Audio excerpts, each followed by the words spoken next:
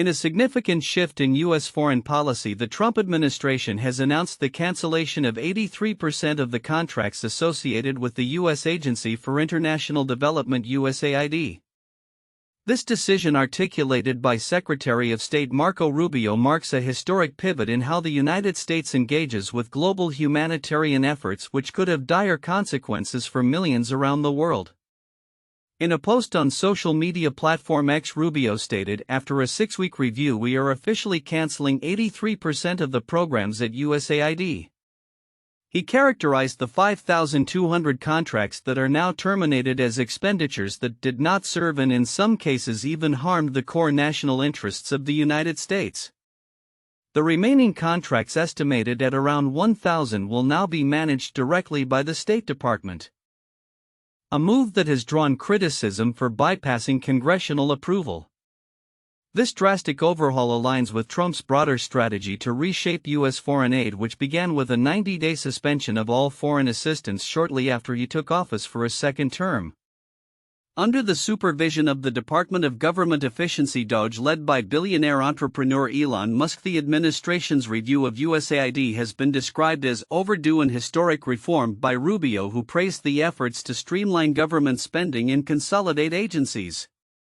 However, the implications of these cuts are alarming, particularly for vulnerable populations reliant on U.S. aid. Experts warn that the termination of programs could exacerbate crises in regions already facing dire challenges.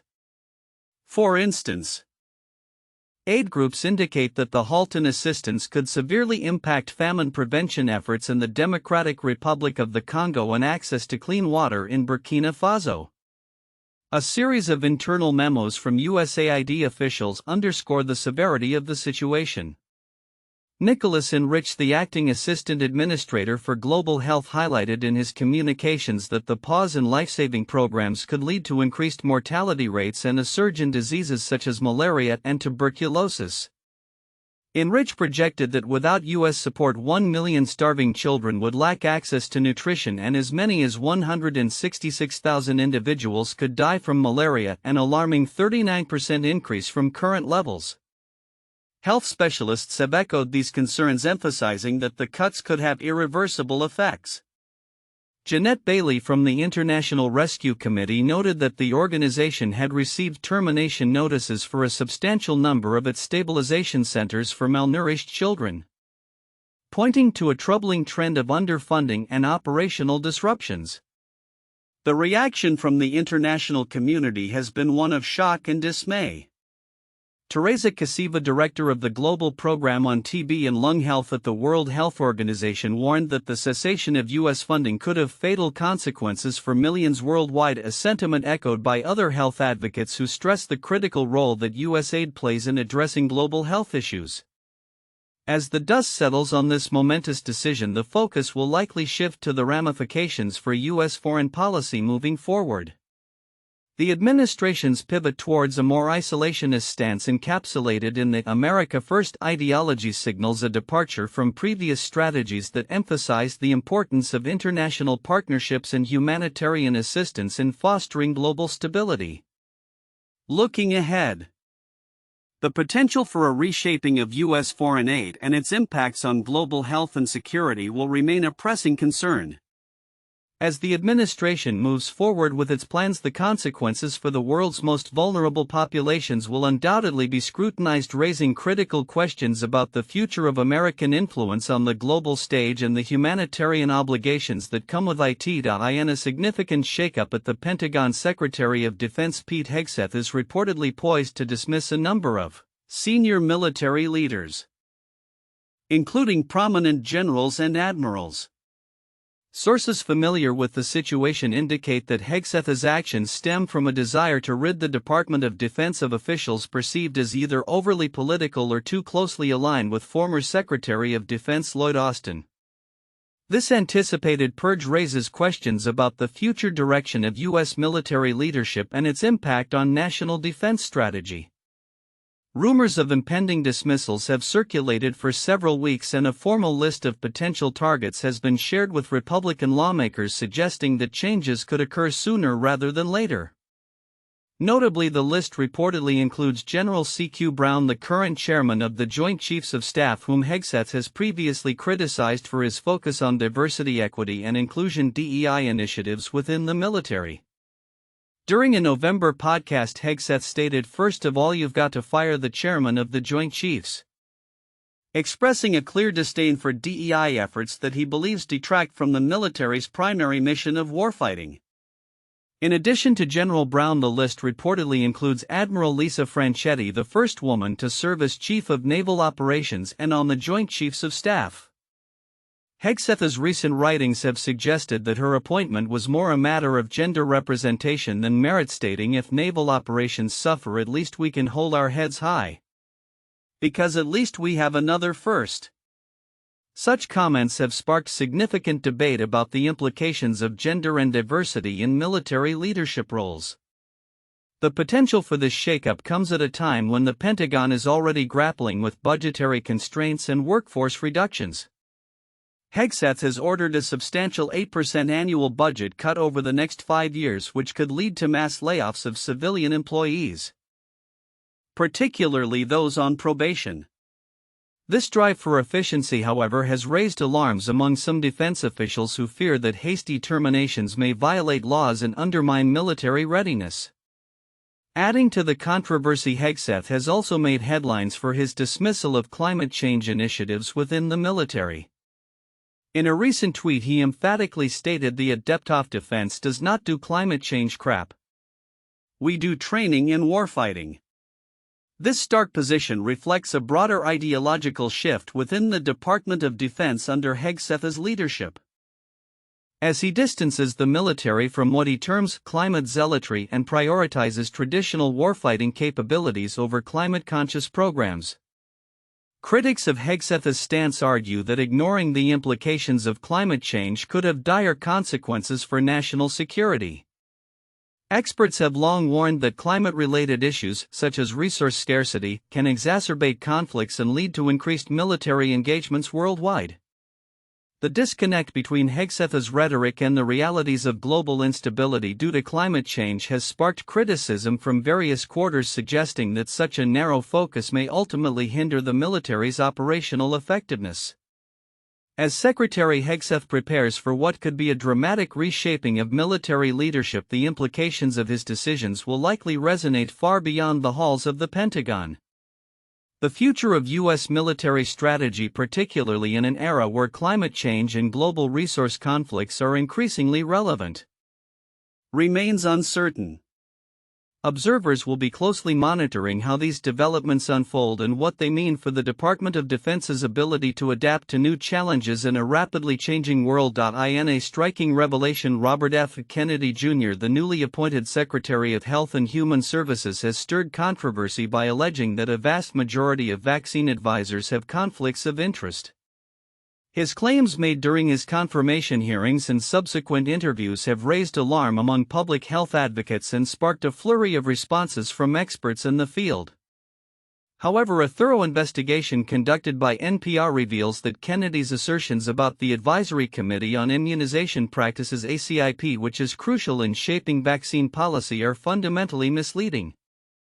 During his confirmation hearings in late January, Kennedy boldly stated, "I think 97% of the people on it had conflicts," referencing an older government report that he claimed indicated widespread ethical issues within the committee. This assertion, however, has been challenged by former CDC officials and health experts who contend that Kennedy misrepresented the findings of a 2009 report from the Office of Inspector General for Health and Human Services. Dr. Tom Frieden, the CDC director from 2009 to 2017, pointed out that the report addressed issues primarily related to paperwork errors in financial disclosures rather than actual conflicts of interest. "You start with something that has a kernel of truth," Frieden explained, "and you conflate that with saying there are conflicts of interest, which in this case is absolutely false." The 2009 report did highlight that 97% of financial disclosure forms contained errors or omissions, often due to clerical mistakes rather than substantive conflicts of interest. It found that only 7 out of 246 members across all CDC advisory committees voted on issues they were explicitly prohibited from participating in, a small fraction that did not match Kennedy's alarming claims. Dr. Carol Baker, a former ACIP member, emphasized the committee's rigorous approach to managing potential conflicts, stating, "The process was very, very rigorous." Concerns about Kennedy's comments are compounded by his history as an outspoken critic of vaccines. Prior to his government role, he led the anti-vaccine organization Children's Health Defense, which has been accused of promoting misinformation about vaccine safety. Public health experts worry that his rhetoric could undermine confidence in vaccination programs during a time when measles outbreaks are already on the rise. Dr. Walter Orenstein, former director of the U.S. immunization program at the CDC, warned that Kennedy's potential reshuffling of the ACIP could lead to worse recommendations and reduced vaccine accessibility. Kennedy's recent actions extend beyond vaccine policy.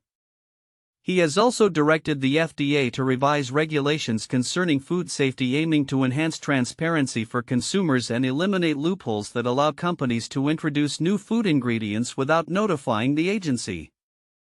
He stated, "For far too long, ingredient manufacturers and sponsors have exploited a loophole that has allowed new ingredients and chemicals, often with unknown safety data, to be introduced into the U.S. food supply without notification to the FDA or the public."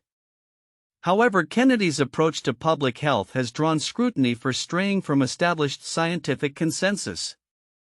His comments during a recent interview regarding a measles outbreak in Texas, where he mischaracterized the situation and suggested alternative treatments that lack solid scientific backing, have left experts deeply concerned about his leadership in managing health crises. Critics argue that his casual dismissal of vaccination's critical role in public health could exacerbate the spread of preventable diseases. As Kennedy navigates his new role, the implications of his policies and rhetoric will be closely monitored. The potential impact on vaccination rates and public confidence in health agencies looms large, particularly as the U.S. grapples with ongoing health challenges. Moving forward, the actions taken by Kennedy and his department will be pivotal in determining the future of public health policy and the integrity of vaccine recommendations in the United States.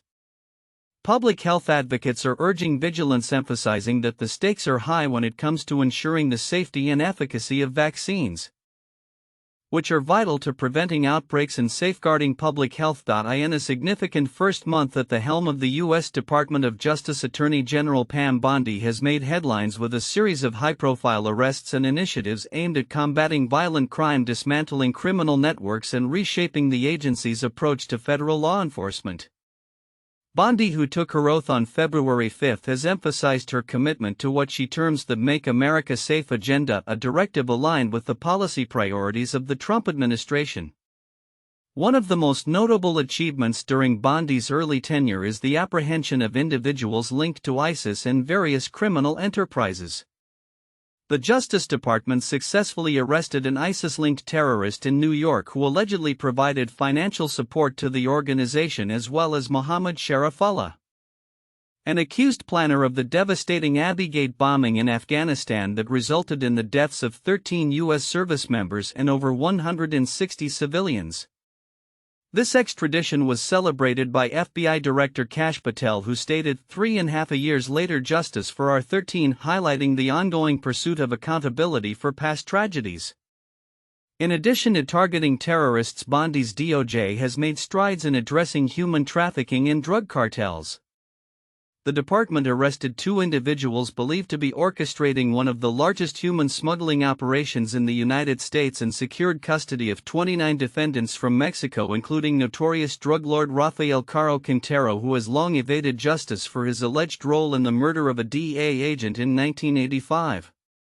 These actions reflect a broader strategy to confront organized crime and restore law and order, as Bondi noted in her remarks to Fox News Digital, stating, "This Department of Justice is arresting violent terrorists, dismantling cartel networks, and rooting DEI out of American institutions." However, the aggressive stance taken by Bondi has not been without controversy. She has issued warnings to states like California, Maine, and Minnesota regarding compliance with federal laws that prohibit allowing boys to compete in girls' sports, threatening legal action against those that do not comply. This aligns with her pledge to uphold federal anti-discrimination laws while also addressing what she describes as the weaponization of the justice system against certain political figures, including former President Donald Trump. The political implications of Bondi's actions were underscored by her establishment of a weaponization working group tasked with reviewing prosecutions against Trump and other high-profile figures.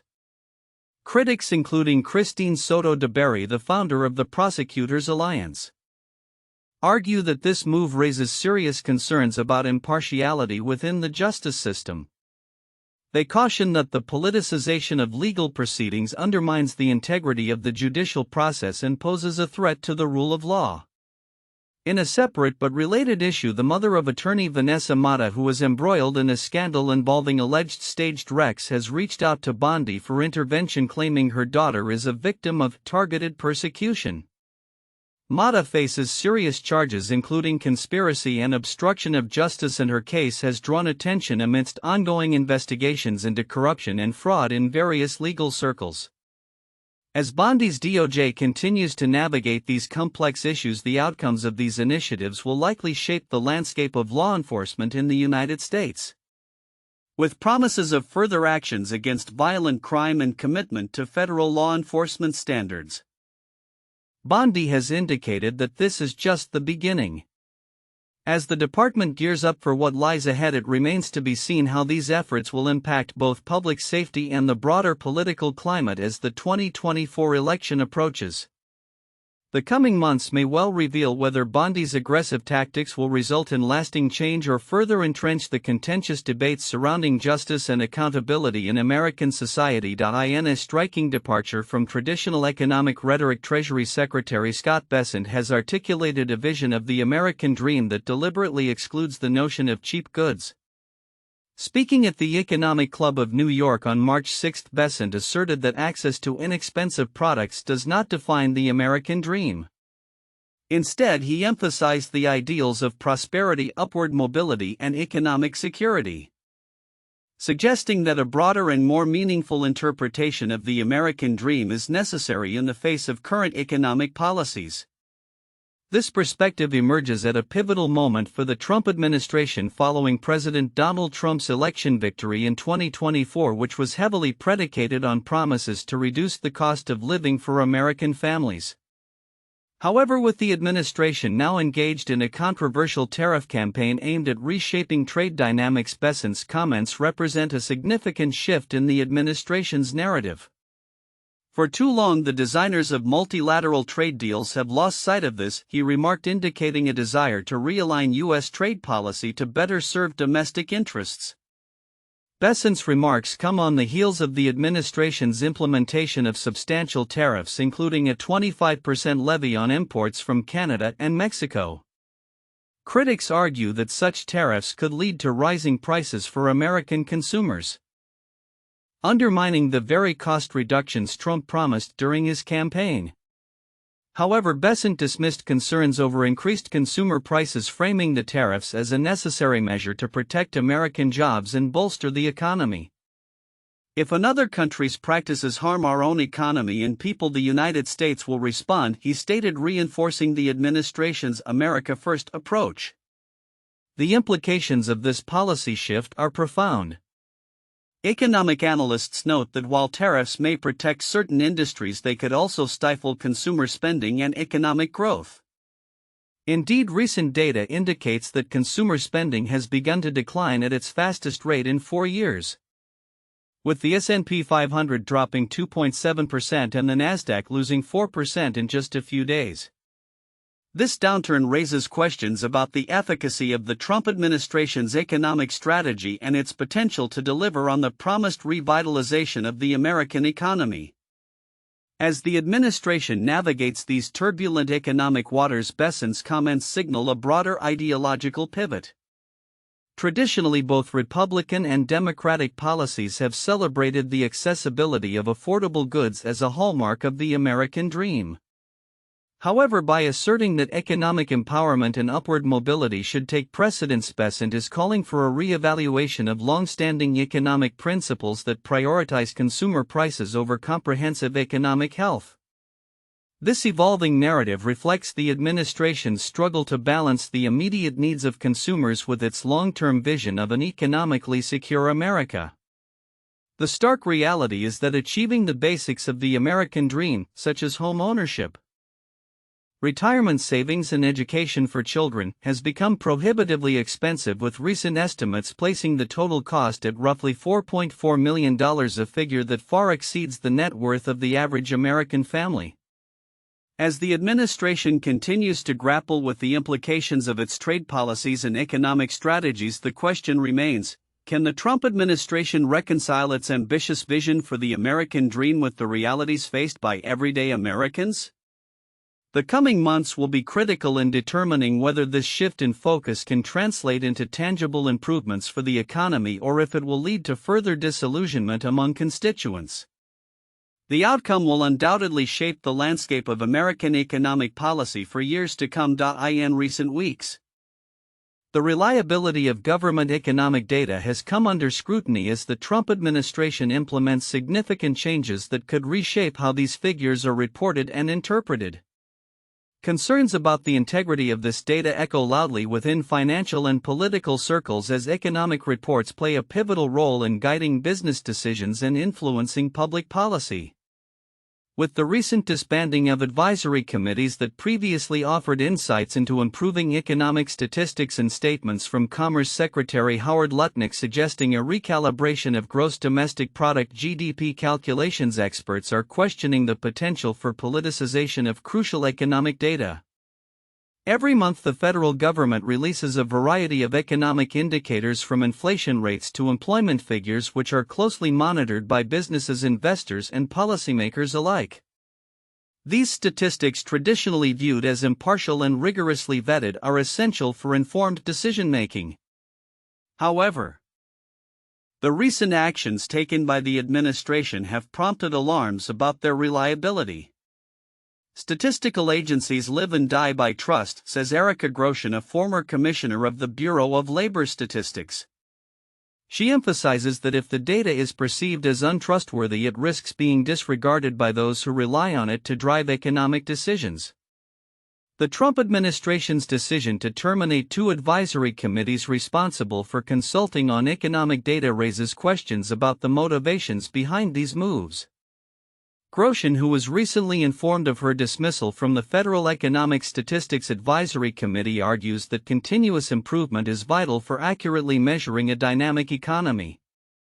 It is part of the mission of statistical agencies to be continually improving, she states. Simultaneously, Secretary Lutnick's proposal to change the methodology used to calculate GDP has sparked controversy. By suggesting the exclusion of government spending from the GDP formula, he aims to provide what he describes as a more transparent representation of the economy. However, such a shift deviates from established practices and could obscure the true impact of fiscal policies, particularly those enacted by the Trump administration. This idea resonates with sentiments previously expressed by influential figures like Elon Musk, who have criticized government expenditures. While Lutnick contends that this change would enhance clarity, it raises fears of potential manipulation for political gain. Even without any deliberate meddling, government number crunchers have their hands full, notes Tara Sinclair, a professor at George Washington University's Center for Economic Research, highlighting current staffing shortages and budget constraints. The erosion of trust in economic data could have far-reaching implications, as global markets depend on the credibility of U.S. statistics. Sinclair warns that any perceived data manipulation could lead to significant financial repercussions worldwide. Despite these challenges, Grosjean and Sinclair believe that the career staff within statistical agencies would resist any attempts to distort data. Grosjean expresses hope that the business community will voice concerns if the integrity of the data is threatened, stressing the importance of reliable economic indicators for investment and hiring decisions. As the Trump administration continues to navigate its economic policies, The implications of these changes to data reporting will likely unfold in the coming months. The tension between political motivations and the need for accurate economic reporting will be critical to watch as businesses and investors seek reliable information to guide their actions. The evolving landscape of economic data under the Trump administration promises to be a topic of significant discussion as stakeholders grapple with the trustworthiness of the information they rely upon. The outcome of this ongoing situation could redefine the standards by which economic performance is measured and accepted in the United States.